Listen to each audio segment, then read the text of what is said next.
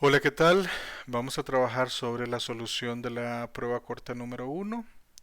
El enunciado al primer problema era encontrar la definición formal del límite infinito al infinito, es decir, cómo se define formalmente cuando el límite, cuando x tiende a infinito de una función f de x es infinito.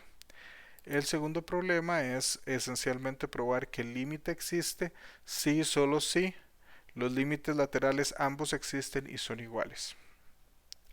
Ahora veamos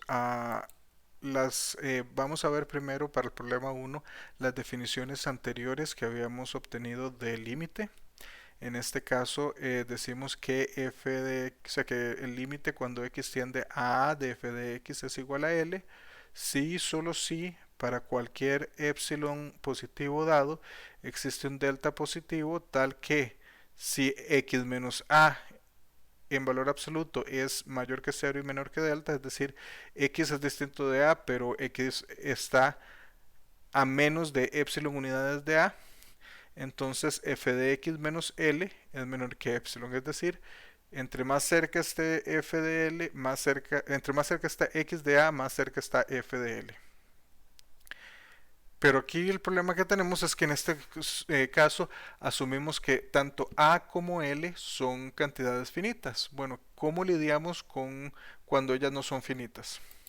Entonces tenemos los límites infinitos que decimos que f de x, límite de f de x cuando x tiende a es infinito si para todo n positivo existe un epsilon tal que x menos a en valor absoluto menor que delta implica que f de x es mayor que n. ¿Qué estamos diciendo aquí?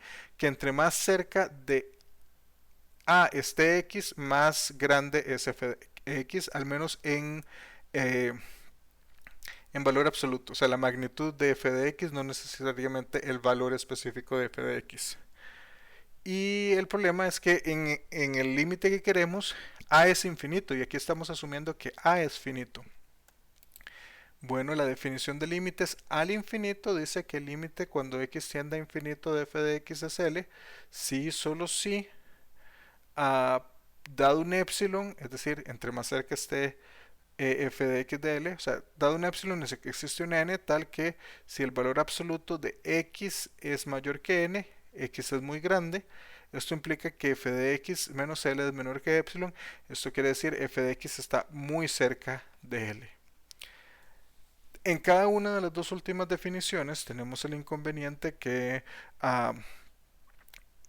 en una tenemos x menos a, ¿por qué? Porque asumimos que a es un real. Y en la segunda tenemos f de x menos L. ¿Por qué? Porque L es un real. En este caso, ambos, para el caso que queremos, ambos son infinitos. Entonces, ¿cómo decimos, cómo vamos a proceder acá? Lo que vamos a decir es que decimos que el límite de f de x cuando x tiende a infinito es infinito si para todo k mayor que cero, es decir, que eso, ¿cómo nos aseguramos que f de x sea muy grande? Existe un n mayor que cero, es decir, x se va a hacer grande, tal que, como dije, valor absoluto de x es mayor que n, x está creciendo en magnitud, implica que f de x es mayor que k, es decir, f de x es más grande. Noten que en estos no les dije ni que x fuera más infinito ni a menos infinito, ni que el límite fuera infinito o menos infinito. Entonces aquí yo asumo los valores absolutos, es decir, estoy pensando solo en la magnitud, no en el signo. No hubo ningún problema, no se les penalice nada si ustedes lo hicieron en una sola dirección, pensaron que era límite cuando x va a más infinito, de f de x es más infinito, y lo hicieron sin los valores absolutos, eso no se los penalicé de ninguna manera, porque lo que me interesaba era ver si habían entendido lo suficiente las tres definiciones anteriores como para entender cómo escribir esto de esta manera.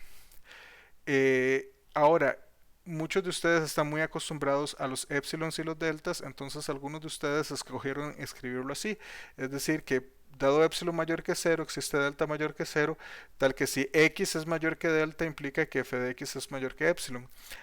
Está perfectamente correcto, no hay ningún problema. O sea, K y N, epsilon y delta son nombres para unas variables que cumplen un cierto rol. Usualmente por cuestiones de nomenclatura, uno tiende a dejar las letras griegas minúsculas, en particular epsilon y delta y a veces gamma, dependiendo de cuántos necesite uno definir, como cantidades pequeñas, o sea, cantidades que pensamos cuando una variable se está haciendo pequeña. Y las letras latinas en mayúscula cuando las cantidades se están haciendo muy grandes.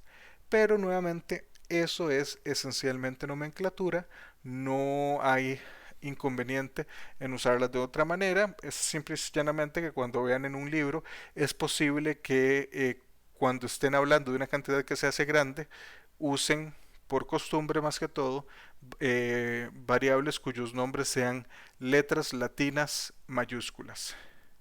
Ahora, ¿cuáles fueron algunos problemas que vi?